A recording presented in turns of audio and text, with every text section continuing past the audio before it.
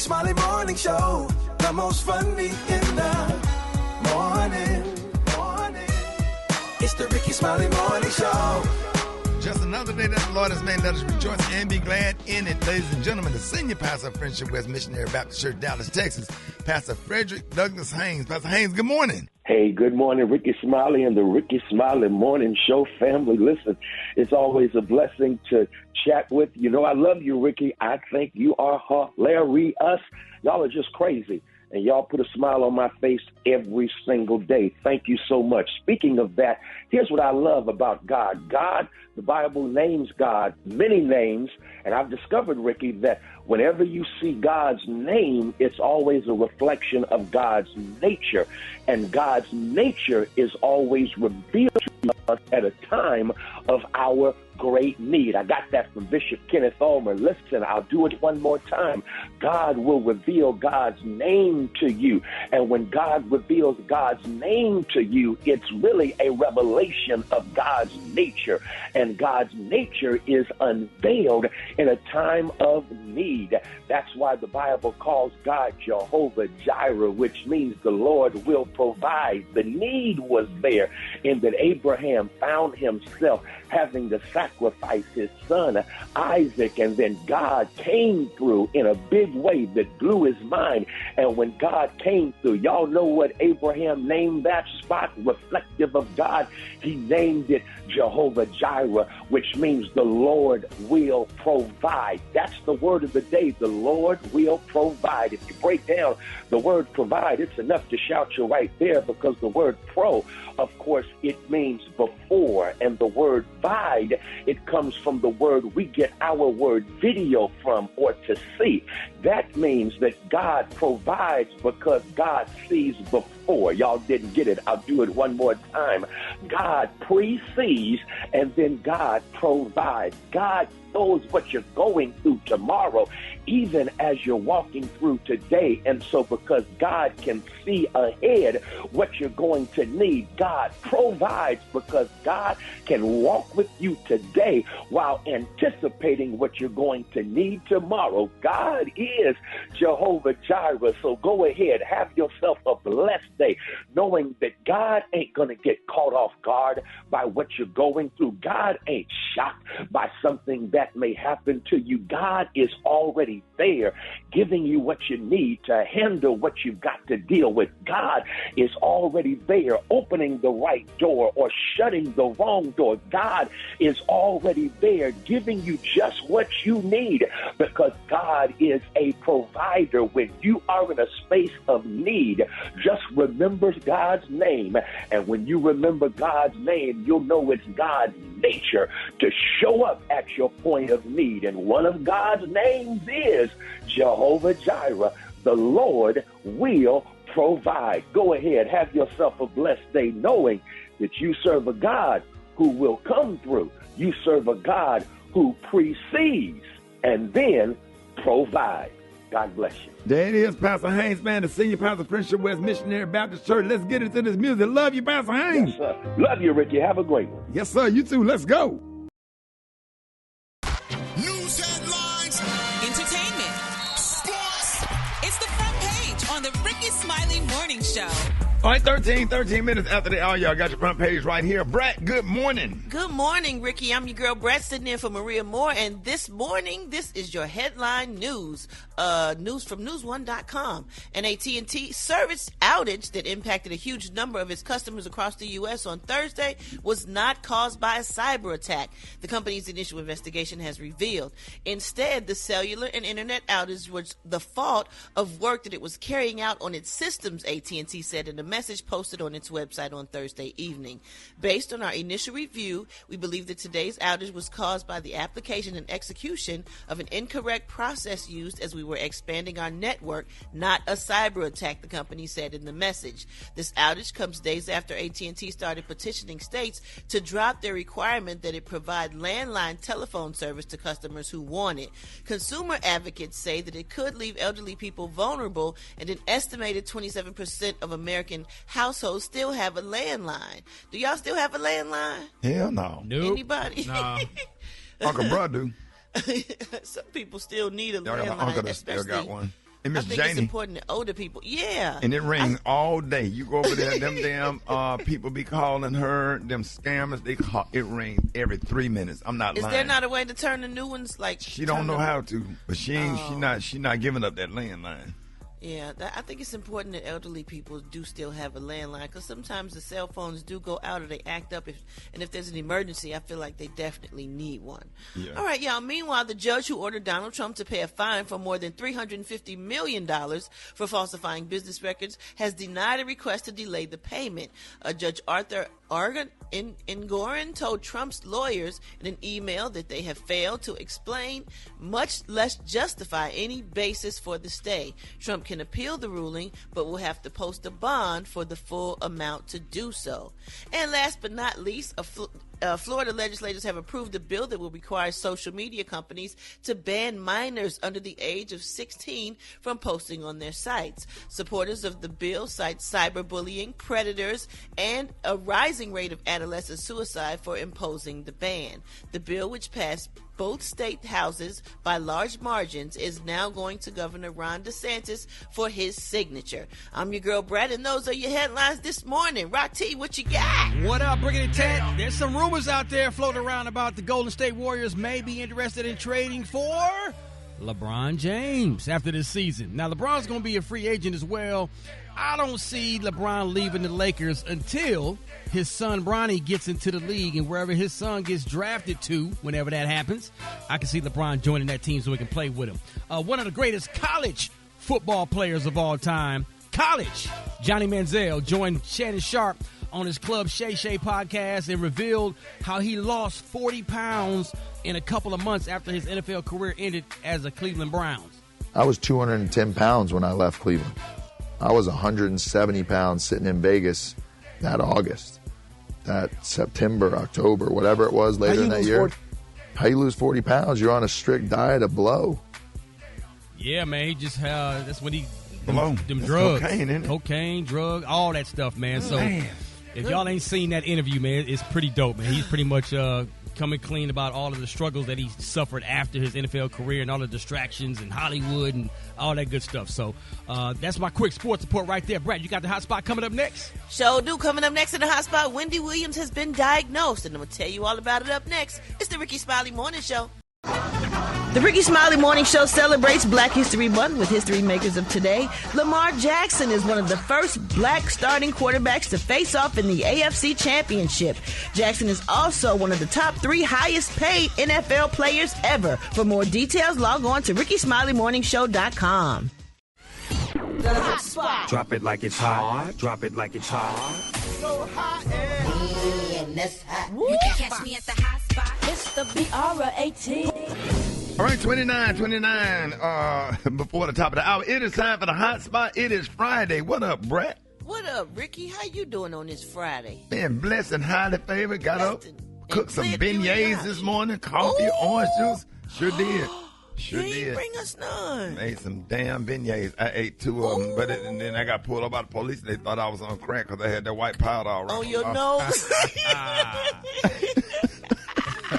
Good morning, everybody. I'm your girl, Brad Tantan, and this is the hot spot where we bring you music, movies, and more. So let's get off into it, y'all. Yesterday, Wendy Williams' medical team announced that she has been diagnosed with the primary progressive aphasia and dementia. Wendy is still able to do many things for herself. Most importantly, she maintains her trademark sense of humor and is receiving the care she requires to make sure she is protected and that her needs are addressed. They added that she decided to make her condition known, as many have questioned the former talk show host's ability to process information over the last few years, particularly when she began to lose words, act erratically at times, and have difficulty understanding financial transactions. They are also hoping to raise awareness about aphasia and frontotemporal dementia and support the thousands of others facing similar circumstances. So we just want Wendy to know we love her, and we're going to definitely keep her in our prayers. Absolutely. I saw her on social media yesterday. There's a clip or something surfacing with her talking to Black China. Oh, I Black saw China? that. Angela. That was so touching and loving. Yeah, Yes, it was. It brought very loving. tears to my eyes. It brought tears to my eyes too. So we're gonna keep Wendy in our prayers. Whew. All right, y'all, moving on. Beyonce's transition to country music is having an effect on the whole world, child, okay? In Hollywood, especially with celebs like Kim Kardashian, Pharrell, Gary with the T, and others recently spotted photographed in cowboy hats and other Western gear. Gary had on some cute cowboy boots the other day with some stones on it. As a matter of fact, they were Louboutins. And then he had on some flare, what you call those jeans, Gary? They were just some flare studded jeans. Some flare studded sure hate jeans. it. They look cute on him. They really did. Nothing you could wear, Ricky, at all. Anyway, Beyonce has been seen in cowboy hats several times recently, including while attending a New York Fashion Week runway show last week. The trend is also catching on with fans across the country. Music Talkers reports that Google searches for cowboy boots and bolo ties skyrocketed by 163% and 566% respectively after Beyonce released her new singles, Texas Hold'em and 16 Candles. I just hope that it blows up the black rodeos that go on around the country. Oh, yeah. Don't they have the black rodeo in Dallas, Fort Worth. Houston, and Oklahoma City? Yeah, absolutely. It's one of the biggest and baddest. If you ain't never been to the black rodeo, get there. It's off the chain. But the biggest one is in Houston, Ricky. That's the biggest one, honey. I hope that Beyonce go down and perform for Black Rodeo and make Black Rodeo a thing. Get people into riding horses and doing some fun, just something different. I would love that. That'd be really nice, because I also heard that the country music singers, their sales spiked. Their numbers all went up. Yeah. Because I guess, a lot of black people now trying to get into country and hear what's going on with country music. Also, searches spiked for cowboy hats 212.5% after her Verizon commercial during the Super Bowl, where she was also wearing a turquoise bolo tie. And guess who was one of the first people to congratulate her? The great Dolly Parton. Absolutely. Absolutely. What's up. I'm not surprised by that. That's what's up. That is what's up. That's good. That's absolutely good. All right, y'all, we're going to wrap up the hot spot on that good note. But coming up next, we got Rock T's HBC. You know who we repping today, Rock T. We finna go holler at Clark Atlanta University, bringing it tags. Hey, there it is. HBC, you know. It's coming up next on the Rickey Smiley Morning Show. Now you know. And if you don't know, now you know. HBC, you know. Hey, what up, man? Rock Teasy up in the building. It's time for another HBC, you know. We're going to always put a spotlight on our heroes and sheroes that attended or currently attend our historically black colleges and universities. We're going to head down to Clark Atlanta University, established in 1865.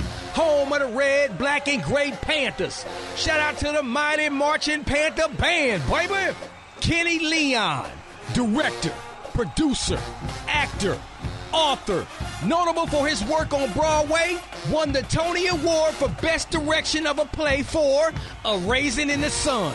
He was nominated for a Tony Award for Best Director for the movie Fences, starring Denzel Washington and Viola Davis. Oh, he directed the Broadway musical Holla If You Hear Me, featuring the discography of Tupac Shakur. He directed the live musical of The Wiz. That's just a quick snapshot of the homie Kenny Leon, a proud HBCU alum of Clark Atlanta University.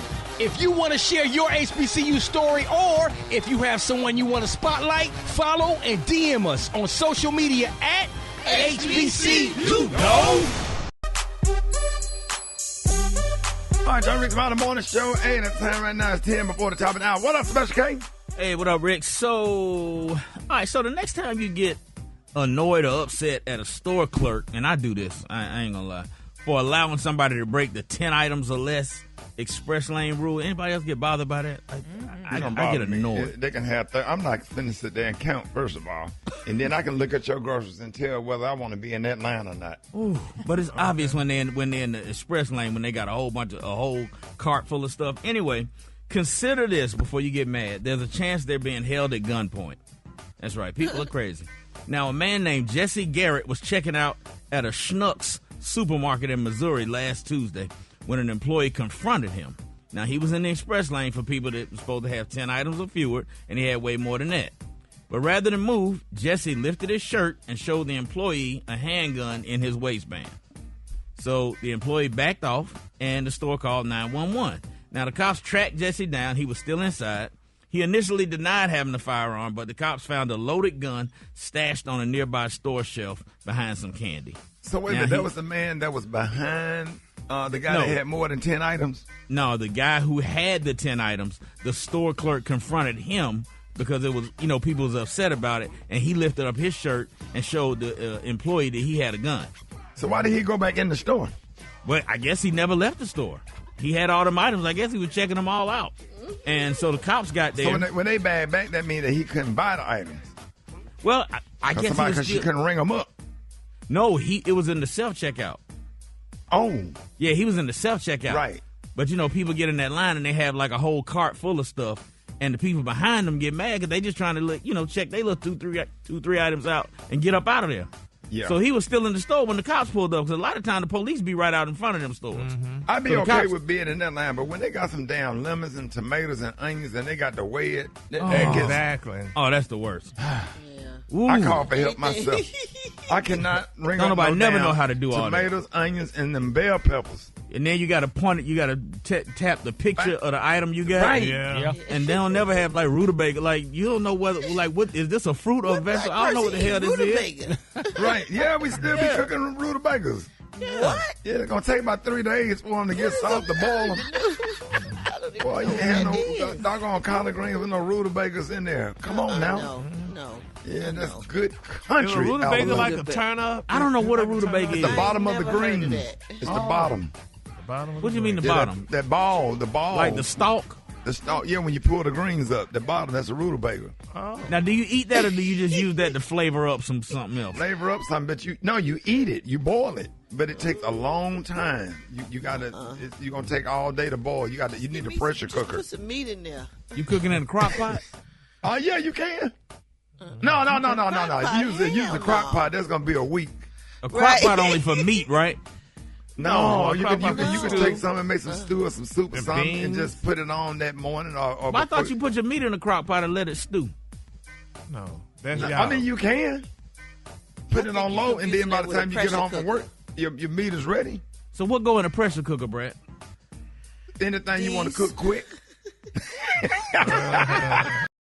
Gotta be careful what you say, though. I was talking some the other night. I didn't even know I offended some people, bro. Did the joke about the LMNOP community.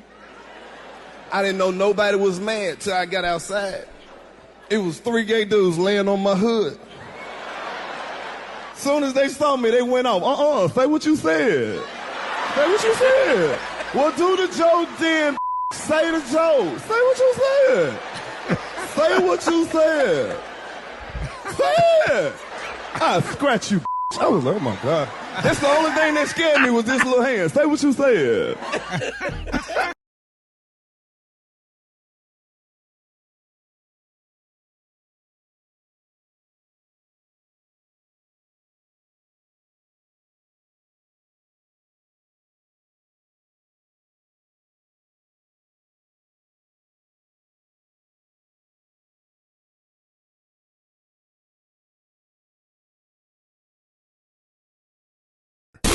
Hold it!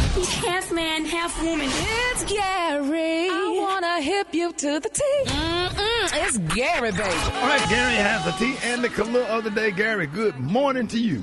Good morning, Ricky. Good morning, America. Good morning to you. It's Friday, a beautiful, beautiful day in the neighborhood. And here's what's happening in celebrity news. Y'all, Ricky, our former President Barack Obama and his beautiful wife, Miss Michelle, honey, they're saying that they're still saddened by what's going on with their beautiful daughter, y'all, Malia Obama. It's being reported, which I think I may have talked about this before, but people still saying to y'all that Malia is no longer, y'all, an Obama, y'all. They're saying she's not using that last name anymore. It's confirmed, y'all, that Barack and Michelle's eldest daughter is now going by the name Malia Ann on all of her Hollywood projects. Now, they said Malia dropped her famous last name after she began facing accusations that she's relied on her father's connections, y'all, to launch, honey, her filmmaking career. Now, Obama, the daughter of the former president, honey, and First Lady Michelle, presented a short film called The Heart, which she wrote, y'all, and directed at the Sundance Film Festival back in January. Now, her film being screened, y'all, at Sundance was quite a shock to me. It was the 23-year-old filmmaker's first project, and it was definitely, y'all, getting international buzz, y'all. And a lot of people say it's a great film, and they can't wait for it to be out. But, Ricky, don't y'all think it's kind of sad that she's not about using her daddy's last name. I mean, that name That's carries her last weight. name. Yeah. That's still her last name. She's not denouncing her last name. She's just not using it. Yeah, sometimes people will mistreat you because you got a certain last name. You got people that don't like the Obamas that will mistreat her because they don't like her dad. Yeah. And she want to stand on her own 2 feet. She don't want people to feel like she's entitled, and I think it's good. Yeah, and Denzel's son did that. I have family members do that to this day. Find another last name to use or whatever. You don't want that pressure on them because there's people out here. Jealousy is real, hatred is real. And they will mistreat your family members if you're a public figure, but just because of your last name. You know, Denzel's son, he didn't use Washington for a long time. He used just John David. Oh, yeah. Well, because he didn't want people to feel like he was getting stuff because of who he was. But that's always black people. I bet you Bill Gates' children use Gates and Bezos' last name. Well, they can because you say Gates or whatever. They don't need no damn job. Don't get no richer than that. Okay. So, but I guess congratulations to bless her spirit, honey. You know that she has to do that, but I don't know. But congratulations, it's not you guess, Gary. Well, I would use my life, and y'all could go to hell. I don't care what y'all think, honey. But anyway, that's neither what here nor there. All right, moving on. In other celebrity news, y'all. Oh, I hope Megan Thee Stallion keep her career, y'all. Now it's being reported, y'all, that the Houston rapper, honey, you know she has a small part, y'all, in that movie Mean Girls. Well, honey, they said Ms. Lindsay Lohan did not like the word fire crouch that she was using in there, that infamous word fire crouch line in the new Mean Girls, and she had the people to cut it out, and they cut that part out. So they say, honey, Megan's lines no longer end the way it once did when she used the Y2K fire crouches back, honey. So they had to edit it out and whatever. So, but that's sad. So, I mean, if a person don't like a line, even though I guess Lindsay Lohan is the bigger star, whatever, but Megan, I mean, her star is rising, she's big and stuff, but they just took it out because she felt insulted, honey. That's what they're saying about Lindsay Lohan. So they had to take the line out. So that's sad. Have that ever happened to you, Ricky? Besides deleted scenes, they took any other thing out, like a movie? There you go. There you go. You had to say the D word. I was just wondering. Hey, don't start hating on me this morning. Damn. Deleted scene. I'm talking. I worked my ass off all day that day. Out there on the beach, sand all in my face. They said, y'all ain't gonna put it in the movie. They said we're gonna put it on the DVD on the outtakes. I'm like, hell, I'll take it. At least that hey, it paid off though. Yeah, I guess it did, baby. Those scenes was on. They said go put those scenes on the floor. Hey, Gary, it led to a sitcom. So with me and Ray J and J. Anthony Brown. Oh, Lord. Yeah. It's worth some money nowadays. You find them DVDs. But ain't nobody got no DVD player, man. Be quiet. Leave Yeah. But anyway, y'all mad because God blessed me. That's all right. Yes, he did, honey. He God blessed you. got bigger things to come. Yes, sir. He does, when honey. Peter took his eyes off Jesus, he began to sing, I got to stay focused. Yes. Keep my eyes on the Lord. Yes, Don't worry about what Gary with the teeth say about you. Keep rolling. Keep rolling. And the color today, honey, is my favorite. The color today, y'all, is chalk. On the hand, it's chalk, and on the lunge, it says beautiful gray. Oh, Jesus. What'd you say, Brett? So do you. Come back, one. Hey. You done went from preaching to James Brown. Delirious. Y'all give it up for Gary with the teeth. Yeah. All right, Rickey Smiley Morning Show. I got your wake-up call. Get at your boy, 866-9RICKEY. Come on. Wake up, wake up, wake up. It's time to get yourself together. Because he woke you up this morning, slid you in your house shoes, so it would be better. Wake up, wake up, wake up. Encourage each other and be productive. The Rickey Smiley Morning Show. Want to know where you calling from? So come on and tell us. And just wake it up. Morning. This is Joyce calling back from Jacksonville, Florida. I would like to wish my son Tyler Watson and Ronald Watson a great day. Wake up, wake up, wake up. I am Carla from Burlington, North Carolina. I'm waking up all of my family from Burlington, North Carolina. Hey, my name is Eldridge Berry. I'm calling you all the way from Ali Al Salam, Kuwait. And I would like to say, wake up, wake up, wake up. Hey, this is Keisha T from OKC. Waking up the Thomas family. Wake up, wake up, wake up. On the radio.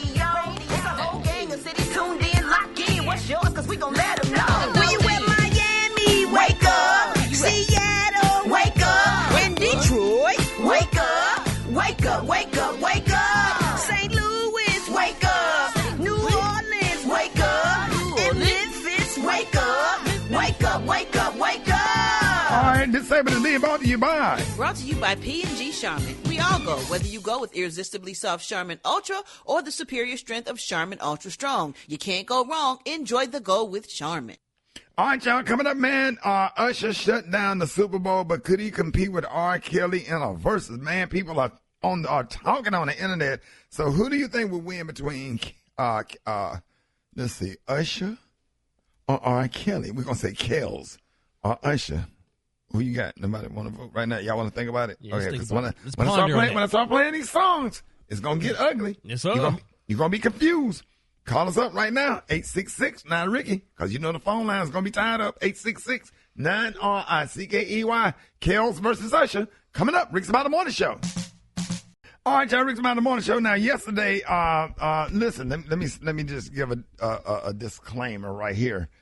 Don't get mad at us. This is on the internet. We did a little poll yesterday. Do y'all want us to talk about this or not? So we're just trying to, this was popping on the internet yesterday. Yesterday, Usher versus R. Kelly started trending on yesterday when the question was asked who had more hits between the two. So they listed the songs next to each other, comparing the hits. Let's all have to say, okay, who wins this round? R. Kelly Bump and Grind versus Usher, You Make Me Wanna. All right, so listen, we're just gonna play with this, and listen, take however way you feel about R. Kelly, take your personal feelings out of it and just listen to the beats and the lyrics. Don't think about none of the stuff that he in jail for. We just strictly music. Because one thing about it, we can't. The music exists. It exists. It's a bell that can't be unrung. That music is out there, and people still listen to it. But people, talking about just this whole R&B thing, I just think it'd be fun just for the sake of music. So here's audio round one. Let's go. All right. So Brett. I'm going to go with Usher. I'm going with Usher. Rock T. Yeah, that's wee. I gotta hit Usher on that one too, man. I mean, that's a tough one. Come on, Gary. All right, Kelly. I mean, we like that song. I mean, it had a nice little upbeat, and it was just a nice, good song back when. Special K. R. Kelly's more of a get-to-it song, and Usher is more of a love-making, romantic song. All right, Brett, let's go. Brett, what you got? All right, so who would win round two, y'all? I Believe I Can Fly versus Confession. I'm going to take Usher on the first one. Go ahead. Check it out. And let me just say that my big brother Jermaine Dupri wrote and produced both of these songs and co-wrote on both of these songs. So I'm going to go with JD any and every time. But Usher, again. Oh, God. Gary. Oh, honey, I Believe I Could Fly. That was an inspiring song. If you was down and out, honey, it gave you the strength to know that you, honey, could make it and you could do what you got to do. No, ma'am, I Believe I Could Fly. I'm with Gary on that one. Yeah. What'd you say, Rod? Yeah, it's that was kind of not fair because you're right. You got the inspiration part of I Believe I Can Fly, but you got the beat and the track and everything of Usher. I'm going with Usher on that one, man. Yeah, because you can't praise dance off Confessions. Man. But white people play I Believe I Can Fly at their graduation. So. Right. Yeah, that's right. It gives you the strength and to know that you can make it.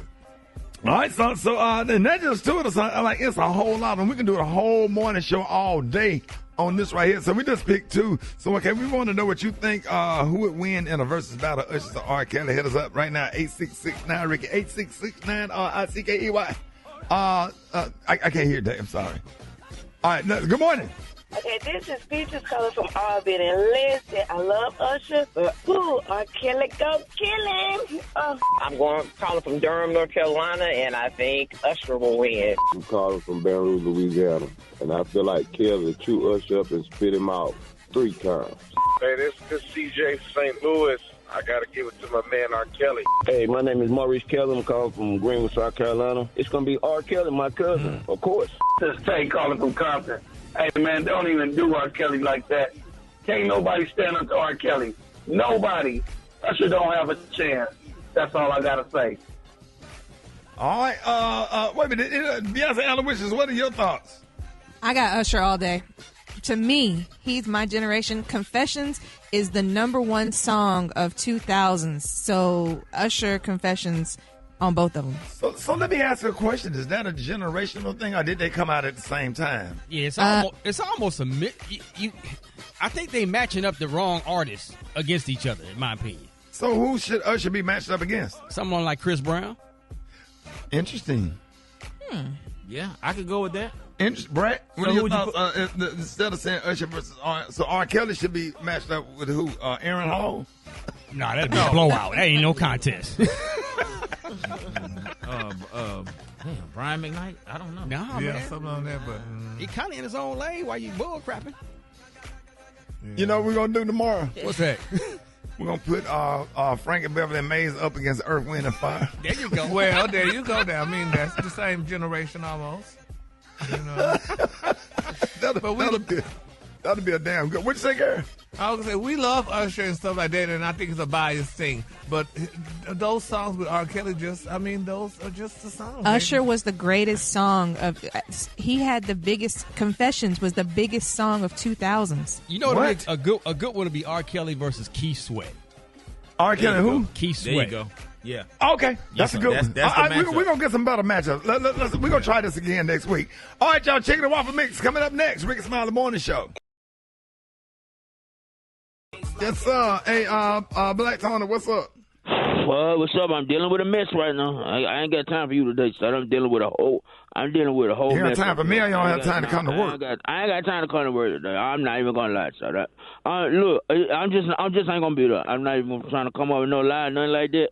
I just ain't gonna be there. I ain't got time to deal with this. I'm so frustrated right now. I'm dealing with a whole damn mess over here. Damn mess over here. I need somebody to help me, son. I can't do this. Can't do what? Man, my great grandmama, man.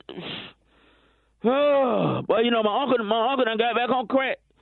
He done went out to the trap and sold out her damn adult diapers.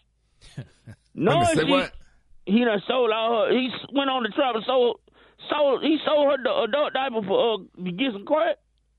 So your uncle sold your great grandmama adult diapers by track. How old is your great grandma? 86. So what's and what they got to do with you not coming to work? Cause they done let her drink a whole bottle of down Counter Dry ginger ale last night. Somebody she had heartburn. They done let her drink a whole damn bottle. No, she ain't had no damn adult diaper. You know, adult diaper. Could somebody just bring me some pull-ups? Cause I'm over here. Cleaning up a little mess. Oh, right, T. Was she peeing in the bed? Boy, did she? Boy, what they got to do with you? I got 2 bath towels. I just done tied some bath towels on with some clothespin. So you made an old school. You made an old school diaper. Yeah. And you lying? I heard you laugh. No, I'm not laughing. I'm crying. No, dog, John. Yo, you were definitely laughing. I heard you laugh, John. Did you hear him laugh, John? Yeah, you were laughing. You ever had to put a adult diaper on a damn 86-year-old woman, man? Yeah, that's some work. That's some work, Black Tony. And she done drank a whole 2-liter bottle of down Counter Dry over here, man. Oh, my God. It's too much. I can't do this. Can somebody please? No, you made that up. Are you with her right now? Yeah, if anybody got a fat put on baby, the phone. Yeah, put on the phone, man. Put on the phone. She don't want to talk on the phone. She over there. She dealing with her situation. Hold on.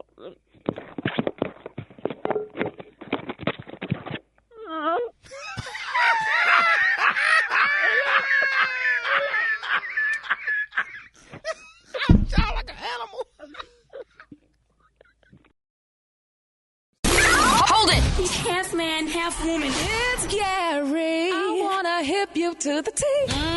It's Gary, baby. All right, Rickey Smiley Morning Show, 4 minutes after the hour. Gary has the tea and the color of the day. Happy Friday, Gary. Happy Friday to you, Ricky. Good morning, and good morning to you. And here's what's happening in celebrity news, y'all. Marcus Jordan is talking again, y'all. He said he laughed at this daddy publicly, y'all, denouncing that relationship between him and Larsa. Now, they're saying, y'all, that Marcus, who now appears with Miss Larsa on The Real Housewives Housewives of Miami, y'all, admits that he thought his daddy's reaction was hilarious, honey. He said Marcus told Larsa Pippen that he, understood why she was upset after his father, Michael Jordan, said no, honey, when asked honey if he approved of their relationship on Wednesday on that season finale of The Real Housewives of Miami. He said at first he laughed, Marcus said. He said, and then honey, the reporter said, I guess, honey, and I asked him again, and he let out a loud no. He didn't want to be bothered with them here. Now, Marcus said that they knew about the comment, well ahead of time because, his daddy texted and called him wanting to make sure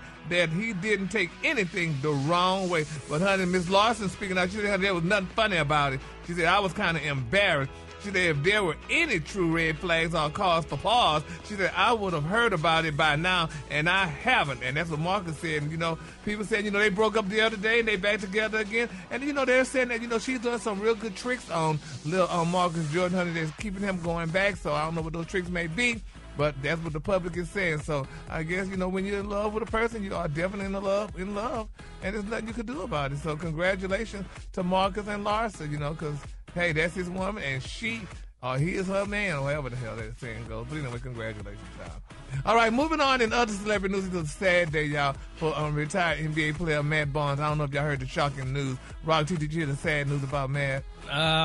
Tell me, man. I heard some rumors. Yeah, well, the rumor is, honey, he caused the scene, y'all, at his beautiful twin son's high school basketball game after storming, honey, and at the score table and screaming at a student announcer. They said now Matt's aggressive behavior has cost him his job, y'all, as a studio analyst with the Sacramento Kings, y'all. And that's what said, yeah, honey, they said, you got to go. They said, you can't be coming up here hollering at these damn children, acting like that. He wasn't hollering at the children. I saw the video. Well. And he was out there. He was challenging the referee who was making some bad calls because his boys was playing. Yeah. And then he went over there to the young man, a young man that was a kid that was 15 or 16 years old. Yeah. That was sitting at the table, was cursing him out, and he put his hand on his shoulder and he asked him, "What make you think it's okay to talk to me that way? And I'm old enough to be your dad. I'm an adult." And he was correct. And then the lady that was sitting behind him was hurling insults at him. Matt Barnes didn't do anything wrong at all. Well, and I'm not just saying that because I'm a Matt Barnes fan, but he didn't do anything wrong. I watched the whole video, and what he said in his interview, he said, I should not have touched him. The only thing he did was place his hand on his shoulders. And then when he did that, everybody ran over there like he was being aggressive. They got aggressive. He didn't do anything wrong. Yeah, he actually handled it kind of cordially. Right. Yeah. Well, but they always want to try to make it seem like he was being aggressive. He wasn't doing nothing. He challenging the referee. He wasn't even yelling out at the other kids on the other team. He was yelling out, having a conversation with the refs. And then this little kid started cursing him out. And he went over and checked the kid, as he should. As he should. You don't let kids talk to you that way or whatever. And he asked him, why you feel it's okay to talk to me like that? I'm old enough to be your dad. Well, he had to respect that child. He lost his job. So next time, he's straight. He'll get on another job. That's a loss for them. Yeah, well, it's sad how that to have an NBA legend coaching, being an analyst for your college basketball team, Matt Barnes, to play with Kobe Bryant, played with Shaq, played against some of the best or whatever. That's their loss. Yeah, it's their loss. But look what Matt Barnes has been through. What he put his ex-wife through. He lost his wife to his friend. So, I mean, it's just not a good look right now. What that got to do with this story right here? Nothing. Just want to be messy. Nothing. Oh, my God. Don't do that, Keep your eye. Never forget. Don't ever have nobody. You're going to find something messy in every story. He couldn't have been that good, honey, if he lost his poor wife. Poor Gloria, honey, had to lose her husband. He lost his wife to his best friend. So, I mean, evidently he's doing something wrong, and he hollered at that poor child, and that child was probably traumatized. And now that's, you seem really affected by this. Yeah, I mean, because I feel bad for the child. And, and then after, the person who did it to him, I mean, look what he went through, his wife went through. I mean, she had to leave her. Yeah, it's sad. So let's keep all parties lifted up in prayer, y'all. Hopefully, Matt get a job with the Cowboys or somebody. All right. NFL. He ain't got nothing to do with Big football. dummy. Come on, man. You know what you be doing. You're doing that on purpose. You know he knows. Said the Cowboys. It didn't put basketball. Ain't got nothing to do with basketball. No, he knows. A whole different sport. Oh, anyway, Damon Dash, y'all, he been ordered, y'all, by a U.S. magistrate, y'all, to sell his shares of Rockefeller, y'all. We just talked about Damon yesterday. Now, there's in the court documents show that the judge, Robert Lomberg, y'all, ordered Dash to sell off his 1/3 ownership, y'all, of Rockefeller and pay a judgment, y'all, to a movie producer, Josh Weber, after Weber sued him, honey, for defamation and copyright infringement and won that case back in 2022. Now, you know, we talked about him yesterday with Jay-Z and all these other people that he's been going through. Damon Dash, you know, he's been going through a lot. He had a lot of money once upon a time when he was married to Rachel Roy, the beautiful Rachel Roy, and now he's just going through, so he just needs to sell the rest of his company and pay these people, because you have to pay people when people sue you and what have you and stuff. So, you know, let's keep Damon lifted up in our prayers, and hopefully and prayerfully he could come out with another clothing line or do some more music and stuff with some of the colleagues that he once helped along the way, which is why I always say these people, you help them, and they forget about you when you're down. They forget. Damon Dash helped a lot of damn people. He did a lot for the music community, Brad, and now people kicking him when he's down. So, you know, that's you go. So. I can't. Okay. Don't respond. Let's keep give us a color. The color today is chalk, Ricky. On the high end, you say chalk, and on the low end, you say beautiful. Chalk was right. I didn't threaten to do it. I'm telling you to be safe. I'm trying to help you out. Oh, let me take all that back. I regress. All right. It's a damn shame what they did to that dog. Y'all give it up for Gary with the team. Did you see that post? People are talking. Here's what's trending on the Rickey Smiley Morning Show. Ladies and gentlemen, joining us this morning, he swept the Grammys. Y'all, please welcome 3-time Grammy Award-winning musician, activist, and actor, Killer Mike, y'all. Hey, happy to have you this morning, man. Happy. There was just 3 times this year. I got one with Outkast first. That's right. So many folk hate to say, well, you just got it because you Outkast. I would have got 3 overalls and 9 natty boo-boo. Oh, y'all don't like it? Well, but I win it God made a way, didn't it? Come on, though. You can't tell me everything ain't possible. And you manifested it and put it into the air that you were going to win a Grammy. And here you are with 3, with your self-titled album, Michael. Yes, you know sir. what I'm saying? Well, hey, what was that moment like for you? Man, well, the first one, I knew I was going to get 1 out of the 3. When I got the first one, I'm like, oh, you know, I think first one was Song of the Year, Best Rap Song of the Year, Best Rap Performance. Then I got the first one, I was ready to go back to my seat because my wife and the crew stayed at the seats. And I was like, the second one, they said, hold on, don't go nowhere. I said, I'm going to win again. They said, stop, don't go anywhere. And bam, the second one, when I got the second one, I knew the third one was coming. Come on now. I knew they had to give me that rap album of the year. So that's what I wanted. Since I was a 9-year-old little boy. That's what I wanted. I wanted to be an MC. So being the most elite MC in the 50th year of hip-hop with the best rap album meant a lot to me. So a lot of people pretend like, you know, things don't matter or you know, the money matters more. No, I really wanted to do that. I know my grandmama and mama somewhere in heaven like, boy, he looked good in a suit. We couldn't get him to get in a suit we wanted to. That acknowledgement, that recognition of your peers. Yep. So with that sweep, what do you think that symbolizes in terms of the Grammys' relationship with hip hop and the culture? I think they got it right with me. You know, I think, you know, there have been times where that people feel like they hadn't got it right. I don't really think in terms of the bigger politics and argument over it. I know I set a goal. I spent 2.5 years of my life making Michael. As we were making this album, me and Cuz Lightyear, my A&R, my manager Will, would literally say to ourselves, we're going to get a Grammy. And people, you know, they didn't look at us like we were crazy, but they were like, oh, you know, that's a good. Repeat that again. You spent how much time? 2.5 years. See, people need to understand this stuff don't happen overnight. No. I spent 2.5 years, and this is 20th year of my career, so, you know, or it's 22. So, you know, I just, I believed all the way through. And when I partnered with Loma Vista, which is the record and distribution company I partnered with my company, Villains, when I partnered with them, I had one mandate. I knew because they're a small company that we could pivot well. So if something didn't work or did work, we could go into it or stop it quickly. I knew that Tom and Ryan Wally, who run the company, along with Todd and Adam, who are over there, I knew that they were dogs about it, and they wanted to prove a point in the market.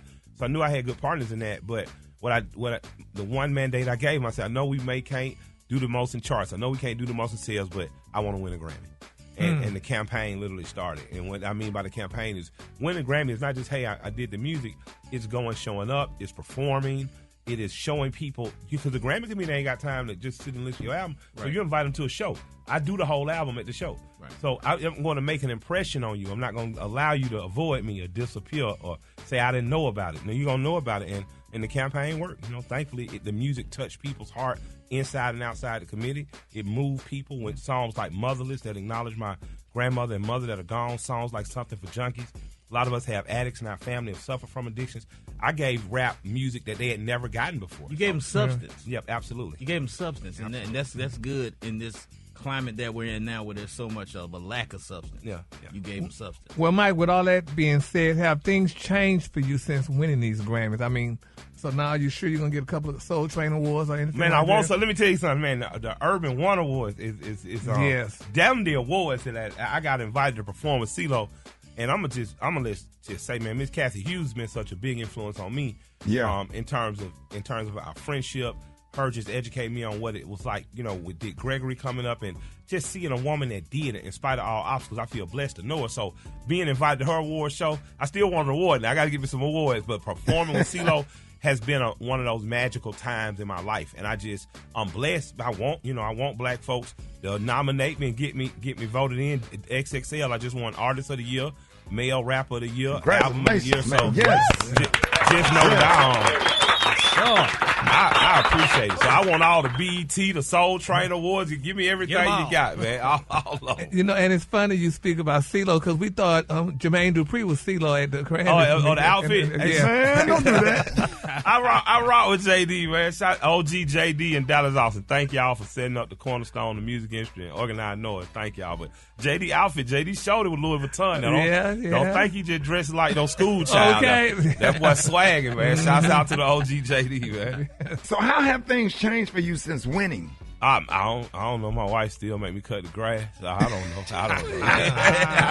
know. But I'll say, man, me and Shayna, we Atlanta. She's Savannah girl, but through and through. We went to the Waffle House when we got off the plane. Come on now. And the Waffle House had folks leaving the club. It had the police in there at the Waffle House workers, and we got a standing ovation at the Waffle House. Don't get more Atlanta than that, man. That's how you got to do it. It did. She was on her bougie stuff the next day. We went to Papa Do's. We just popped up at Papa Do's. We got another clapping ovation.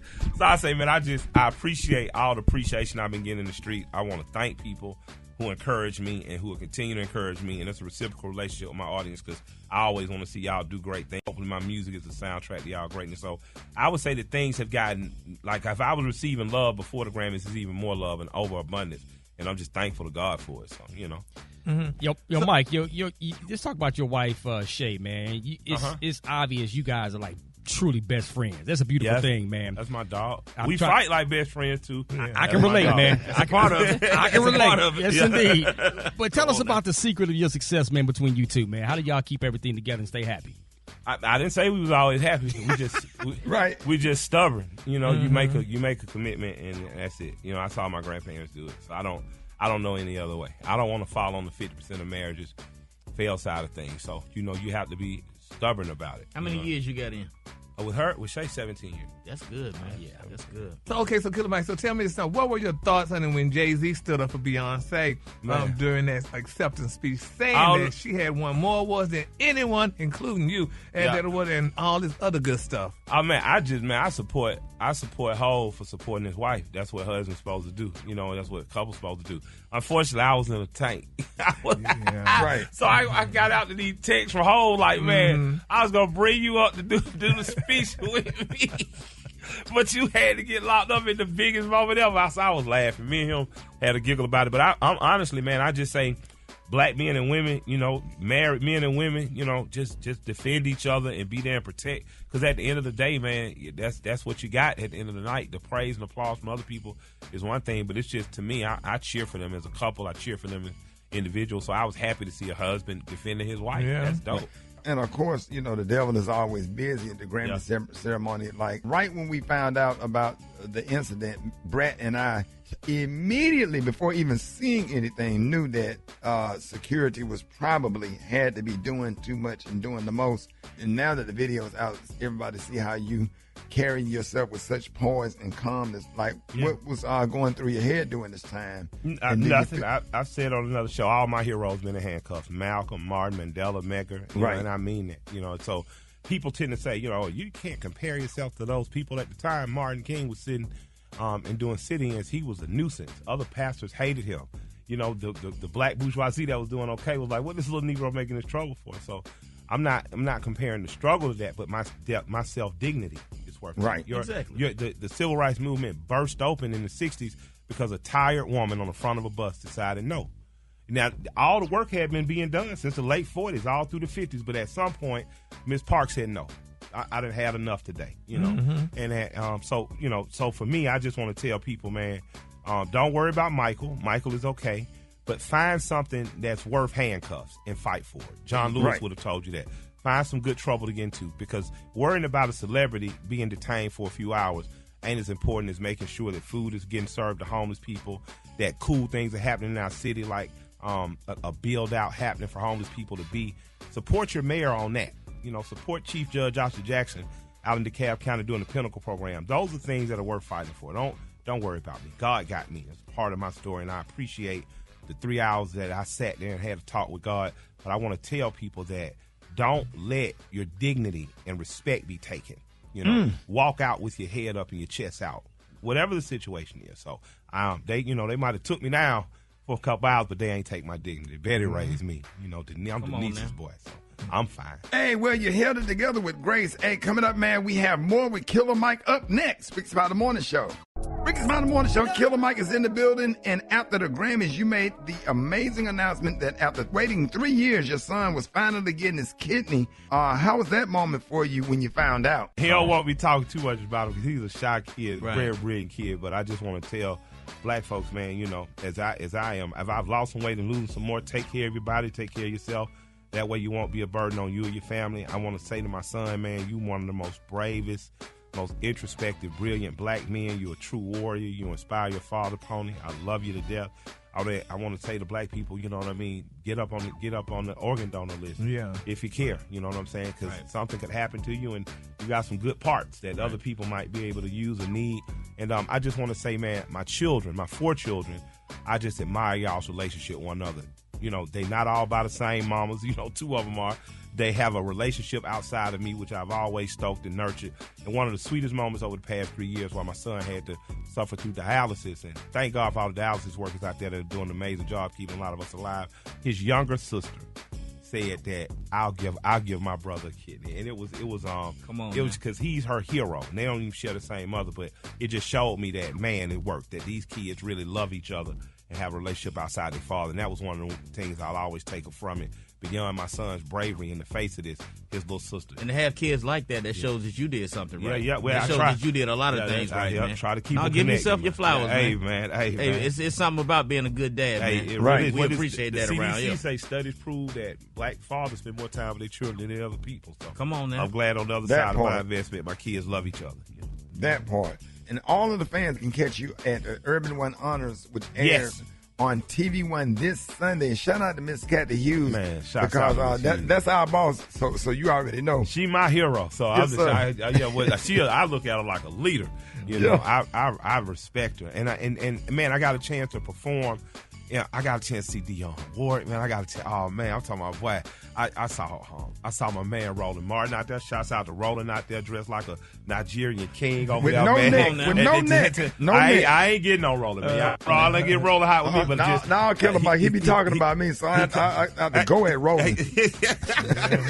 Listen, they going to start an MMA just for Negroes. They just going to have us show up and fight each other. But I had a great time amongst a lot of black dignity, a lot of black celebrity, and it was just amazing. Stephen Hill, got a chance to meet him, so I was honored. Frankie Beverly. Oh, man, let me tell you something, man. I saw Frankie Beverly years ago, man. I think it was when it was still at Fulton County Stadium. Ooh, if you ain't seen Frankie, if this is his last tour, take your butt out there and sing the songs with him and enjoy yourself, man. Mr. Beverly was there. Come on, man. You my dog. Mr. Beverly. Mr. Beverly. That's right. That's right. Yeah. Okay, so Mike, you swept the Grammy. So what's next for Killer Mike? What's next is more music, more touring, television show concepts are being worked out. And, just continue trying to be a service to my community. Bankhead Seafood, I got to give Krista Peters and my wife Shayna Render a lot of credit. Tip and I bought Bankhead Seafood, lock, stock, and barrel. Oh, for real? We run around like crazy. We never would have been able to get it open. Shayna and Crystal have been a 2-woman tag team of just amazingness. So the restaurant will be opening in the next 60 to 90 days. Look forward to seeing you guys there. And, look out for Swag Shop. My barbershop. All right. We're dropping some products. So I'm going to either see you in the barbershop or see you getting some hot fish from us. But it's a sit-down restaurant now, too, on a rooftop. Good. So you get to come in and hang out. So have you ever thought about doing a Real Housewives of Atlanta show? Never. Now, I told my wife that's the only thing that'll get me to divorce her. Right. We don't need a reality show. Yeah, I mean, I love the reality show, but we get too wild. Me and Shayna, we keep ours discreet. We'll be cussing, fighting, arguing. We got the worst accent, Savannah, Alabama. We they don't need to see us. They ain't on ready TV. for that. Yeah, everybody don't want to see the macaroni and cheese get made. Okay, right. Ain't ready for that real reality, huh? Yeah, you be coming out the house, you be just cuss each other out. You on the way to church together, so that. But I tell you, we love watching it together, man. Shouts out to the Real Housewives. Shouts out to the Hoonigans and Heifers and everybody else that do their thing on them, man. Yes, sir, man. Mike, we are so proud of you, man. We really appreciate you coming, doing the morning show with us this morning. You always welcome. And I want y'all to show your love right now, and please give it up a Grammy Award winner. This is our brother right here, and we absolutely love him. Y'all give it up a Killer Mike. Thank you. Love and respect. Hey, we love you, big dog. Love you, dog. Love and respect. Yes, Praying sir. for you always. Yes, sir. More Rickey Smiley Morning Show coming up. On John Rickey Smiley Morning Show, it is time to play Battle of the Sexes. We got Crystal from Tallahassee, Florida. Listen to us on 96.1. What up, Crystal? Yeah. Hey, how you doing this morning? I'm doing great. Good. Big shout out to Joe Bullitt down there, man. Thank y'all for having us this morning. Then we got my man Joe from Greenville, South Carolina. What up, Joe? What's going on, Rickey Smiley? Listening at us on 107.3. Hey, y'all ready to play Battle of the Sexes, right? Yes, sir. I'm ready. All right, listen. So what happens is you will save yourself a lot of time by just saying pass if you don't know the answer to the question. All right. So, Crystal, we're gonna go first. Crystal, are you ready? I'm ready. All right, you better represent Tallahassee and FAMU this morning. Start the clock. Hey. Okay. What recreational activity would you be doing if you were talking along tackle box? What is yes? What is the name of Stephen A. Smith's show on ESPN? Pass. First take. What college football team did legendary coach Jimmy Johnson win a national championship before coaching the Dallas Cowboys? Pass. That's your state. Miami. Okay. Well, good, man. The Jordan brand is affiliated with what shoe company? Nike. Yes. How many volts are in a standard car battery? Say play. Nope, 12. What type of driver license must a truck driver get to drive legally? CDL. Yep. SpaceX is the private space rocket company founded by what billionaire? Elon Musk. Yep. Oh, that's good. You got 4. 4 of them bad boys. That's real good. Good. All right, Brett. You ready, Joe? I'm ready, Brett. All right, let's go. Apart from a shoe heel, what is a stiletto?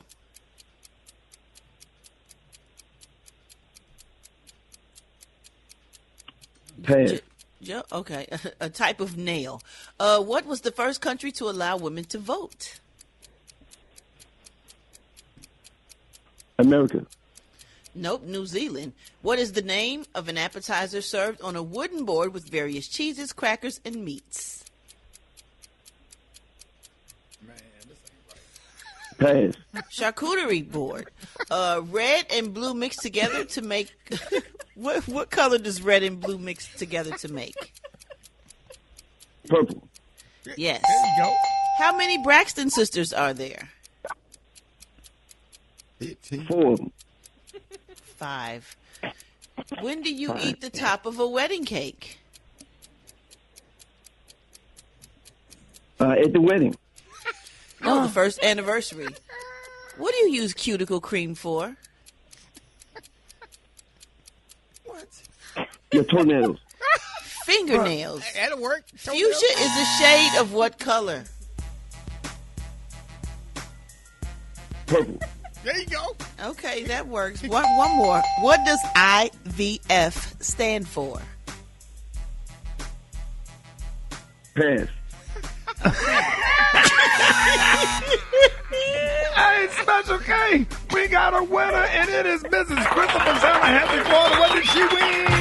All right now, congratulations, Crystal from Florida. You're the big winner today of the coveted and much celebrated fantastic Dollar Tree prize bag from America's Store. What? The Dollar Tree. All right. So you got those alkaline button cell batteries for a watch or a calculator. Who still uses those? All right. Oh, man. How about Sweetwood jalapeno smoked mega meat stick? Extra spicy, extra meaty, extra chewy. A meat snack. Oh, yeah. New and improved formula powdered fabric softener from Suavitel. Color safe and defective.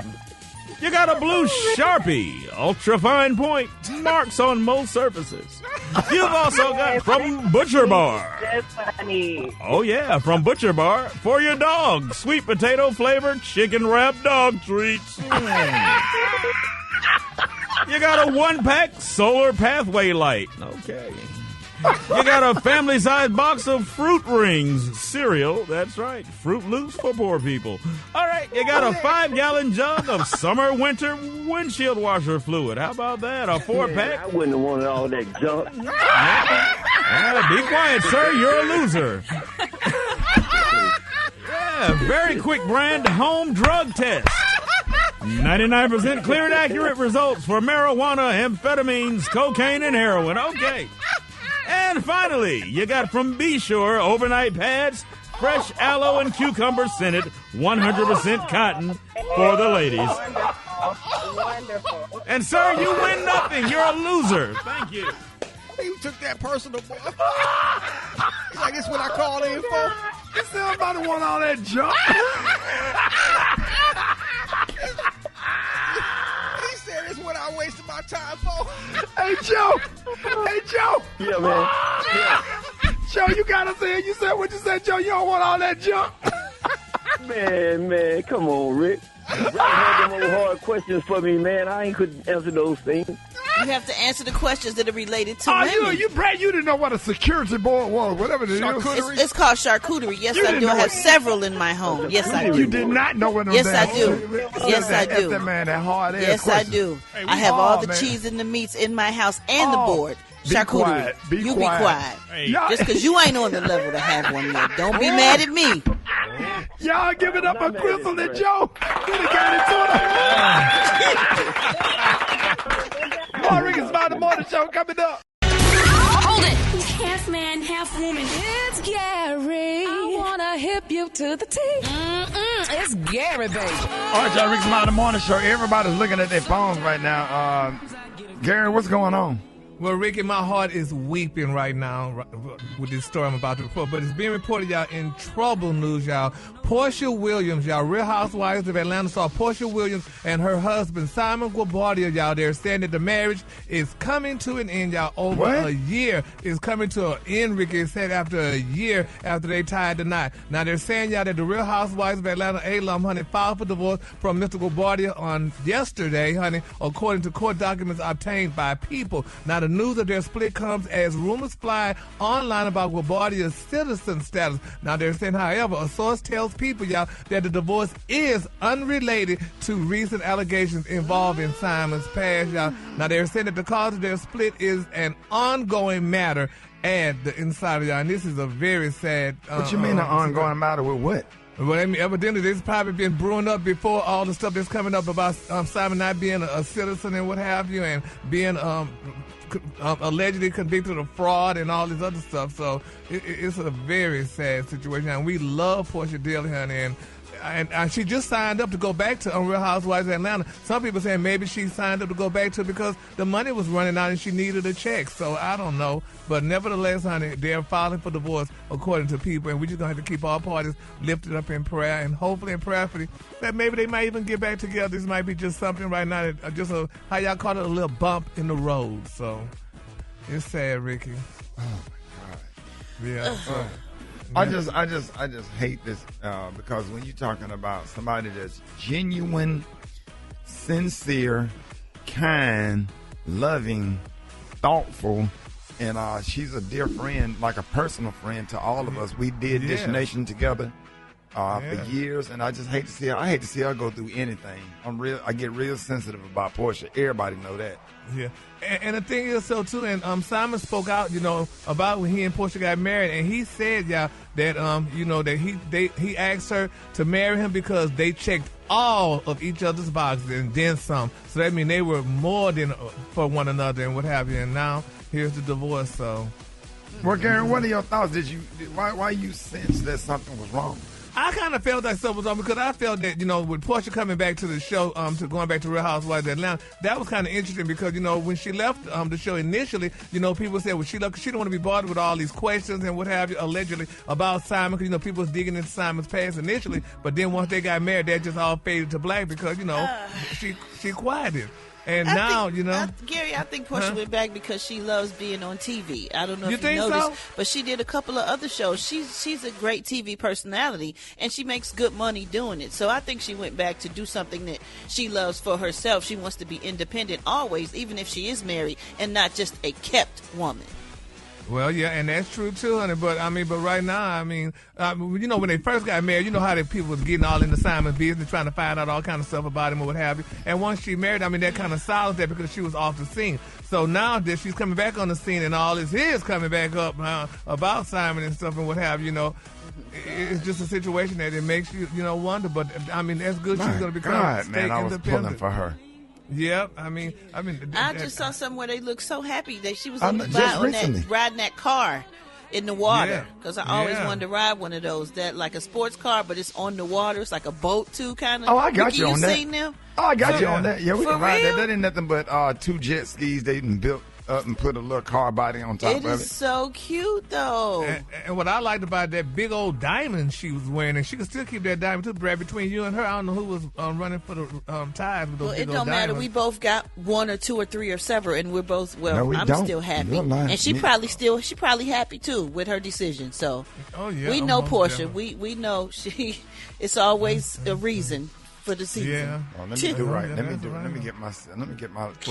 Well, Rick, all I want to Get say is, myself and Brad, lined this is up. for you too. I want us to play Captain and Tania. Love will keep us together. We just want to stay together, honey, and just all that breaking up to make up Get and stuff myself like together. that. Mm-mm. Yeah, Rick, you got Get to all my together. ducks lined up.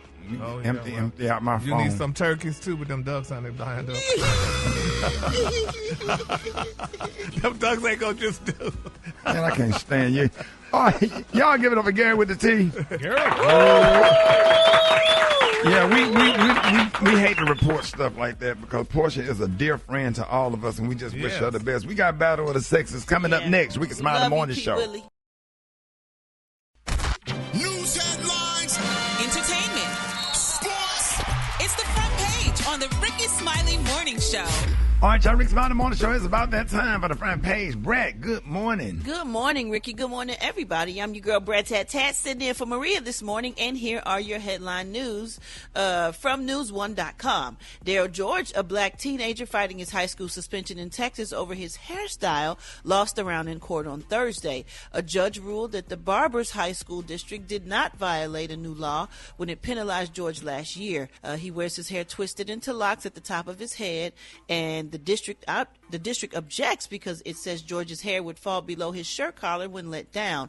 George has spent most of his school year either in suspension or in an off-campus disciplinary program.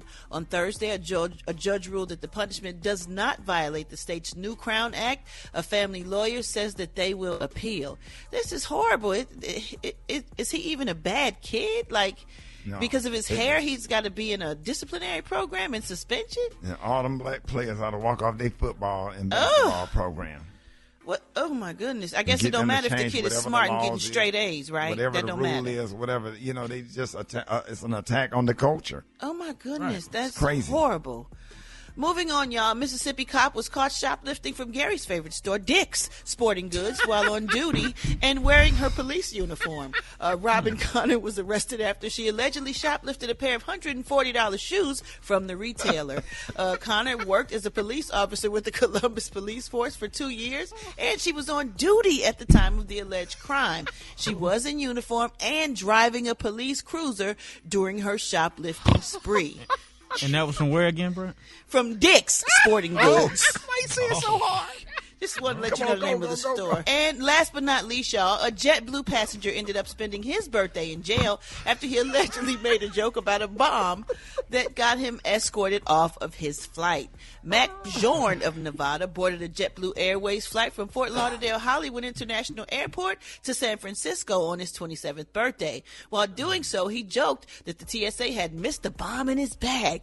Well, y'all, witness alerted the flight attendant about his comment, and he was asked about the remarks he made. Mac then reaffirmed to the airline employee that the TSA agents had missed the bomb in his bag. Big dummy. He was escorted from the jetway placed under arrest. No bomb was ever found, and he was charged with second-degree felony for making a false report of a bomb, arson, or weapon of mass destruction. You can't do that. Chris Wow, Rock you can't Chris do Rock that. did a joke about that years ago, like making jokes about what's in your bag. Hey, got a bomb. Next thing you know, you were like, in the handcuffs. You can't do that. Yeah, they did that on Meet the Fockers when he was like, bomb, bomb, bomb, bomb, bomb, bomb. You can't do that on a plane. Oh, I'm your girl, Brad Tat, and those are your headlines this morning. Rock T, what's happening? Man, there's some rumors out there floating around about the Golden State Warriors may be interested in trading for LeBron James after this season. LeBron also is going to be a free agent, but I don't see this happening, man. I don't see LeBron leaving the Lakers unless his son Bronny gets drafted into the league, and whatever team his son gets drafted to, LeBron will go to that team because he always wanted to play with his son. So we'll see what happens, man. One of the greatest college football players of all time, Johnny Manziel, joined Shannon Sharp on his Club Shay Shay podcast and revealed how he lost 40 pounds in a couple of months after his NFL career ended as a Cleveland Brown. I was 210 pounds when I left Cleveland. I was 170 pounds sitting in Vegas that August, that September, October, whatever it was later in that year. How you lose 40 pounds? You're on a strict diet of blow. That's a whole lot of drugs. That's crazy. Cocaine, like he was going hard. So the interview's pretty. Glad he's still alive. No, absolutely, man. And he reveals a lot of his struggles that happened with that after his NFL career. So check out the Club Shay Shay podcast. Real quick, man. Saturday, April the 13th, the Big Stomp Wars National Step Championships. Save the dates. Bring the entire family. HBCU alumni. Divine Nine's going to be flooding the arena. Get your weekend passes at StompWars.com and follow on social media at StompWarsUSA. What up, big dog? Hey, at some point we got to talk about how they threw E40 out of that Golden State game or whatever. You know, man, the fans be heckling and then they doing black folks wrong. Yeah. E40 go to all the games and sit courtside and don't bother nobody. Don't bother nobody, and, man. shout out to E40. We got to start speaking up for our people that get mistreated whatever. But they need to do something about those fans that be hurling out all kind of insults to the players. That's like racially charged insults. Yeah, it's getting out of hand. It's getting out of hand. Got to start throwing them out. But they threw out E40 for responding. It's crazy. See, that's the thing. They can keep spurring out all that negative energy towards the celebrities and players, but when they speak back, that's when all the problems Always start. the problem. All the time. Yeah. I appreciate that, Rock. Let's take a look at the hot spot. What up, Brett? What up, Ricky? Drop it like it's hot. Drop it like it's hot. So hot and that's hot. You can catch me at the hot spot. It's the BR18. All right, y'all. It's time for the hot spot with the one and only Brett. What's happening? What's happening, baby? Like Rock by T would say. Johnsonville. Brett. Good morning, Ricky. You so crazy self. Good morning, everybody. I'm your girl, Brad Tat Tat, and this is the hot spot where we bring you music, movies, and more. So let's get off into it. Kim Kardashian is a proud mama after Northwest's career has been cemented on the Billboard chart. She is now one of the youngest artists to ever do it. When she said, "Your bestie, Miss Westie." This week, all 16 songs from Kanye West and Ty Dolla $ign's Vulture's One album hit the Billboard Hot 100, including North's breakout feature on the track called Talkin'. North's contribution debuted at number 30 on the Hot 100, and Kim K shared the news via Instagram story with the caption, "My baby." North also made her premiere on Billboard's Emerging Artist charts, an incredible feature for the 10-year-old, but Jay-Z and Beyonce's daughter Blue Ivy still holds the record for the youngest artist to crack the Billboard charts. Meanwhile, y'all, the Roots have announced the lineup for the 2024 Roots Picnic. The band will perform at the music festival June 1st and 2nd at the Man in Fairmount Park in Philadelphia, along with Jill Scott, Lil Wayne, Nas, Gunna, and Victoria Monet. Other performers include Sexy Red, Babyface, Wallow and Gilly, Wale, Robert Glasper and Yeba, Tyler, Cameron, and Smino. Yeah! Lil Wayne and the Roots will also perform a special set celebrating Lil Wayne's hometown of NOLA alongside Trombone Shorty, PJ Morton, and other artists. Hey, Brad. Yo. You know, the Roots got a person that make cakes and desserts for them. That's what they call them. Rutabaker. Oh, wow. We're going to wrap up the hot spot on that note. For that other concert I was telling you about, the Roots, the tickets go on sale today, y'all, so get your tickets.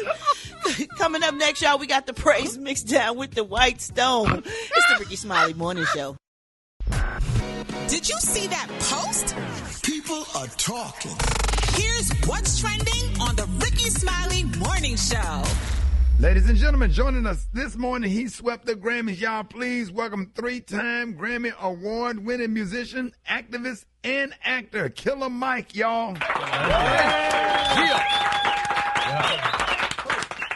Hey, happy to have you this morning, man. Happy. There was just 3 times this year. I got one with Outkast first.